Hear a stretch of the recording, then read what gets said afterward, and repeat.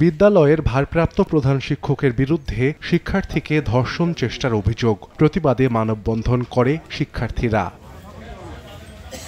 গত 15 অক্টোবর বিকেলে নড়াইল সদরের মাগুরা কালুখালী সরকারি প্রাথমিক বিদ্যালয়ে ক্লাস শেষে 4 শিক্ষার্থীকে প্রাইভেট পড়াচ্ছিলেন ভারপ্রাপ্ত প্রধান শিক্ষক তরিকুল ইসলাম। এক ছাত্রী কক্ষ থেকে বের হলে কৌশলে অন্য 2 ছাত্রকেও বাইরে পাঠান তিনি। এক পর্যায়ে ঘটান ন্যাক্কারজনক ঘটনা।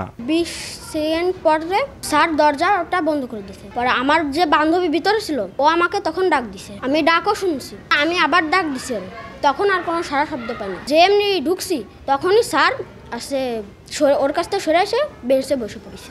এ ঘটনার পর আতঙ্কিত অভিভাবকরা, বিব্রত শিক্ষকরাও তদন্ত করে অভিযুক্তের দৃষ্টান্তমূলক শাস্তির দাবি তাদের। অভিযোগ আছে যে বাচ্চাদের কেন চুল তুলায়, পাকা চুল, গা টিপা ডিম বেজে আনতে কয় বাচ্চাদের। বাচ্চাকে শিক্ষক শ্লীলতা হানি করেছে। আমি দ্রুত আবার আমার দিচ্ছে যে ম্যাডাম ছিল তাকে আসতে ডাকাই ম্যাডামকে বললাম যে ম্যাডাম কি হয়েছে এই বিষয়টা আপনি একটু শোনেন। ভারপ্রাপ্ত প্রধান শিক্ষক মোহাম্মদ তরিকুল ইসলাম উনি 19 তারিখ থেকে 7 দিনের ছুটিতে আছেন, এটা আমি আজকে জানতে পারছি। এ ঘটনায় সদর থানায় হয়েছে ধর্ষণ চেষ্টার মামলা, তবে অভিযোগ অস্বীকার করেছেন শিক্ষক তরিকুল ইসলাম। মিথ্যা বানোয়াট উদ্দেশ্য প্রণোদিতভাবে আমার সাথে চক্রান্তটা করা হচ্ছে। লোকজন আমার পিছনে লেগেছে, অনেকদিন ধরে এটা চলতেছে, কিন্তু আমি এটা আসলে বুঝতে পারিনি। এখন বুঝতে পারছি কেন এটা। আমি এর সাথে সম্পূর্ণভাবে নির্দোষ, আমি এর সাথে কখনো জড়িত না।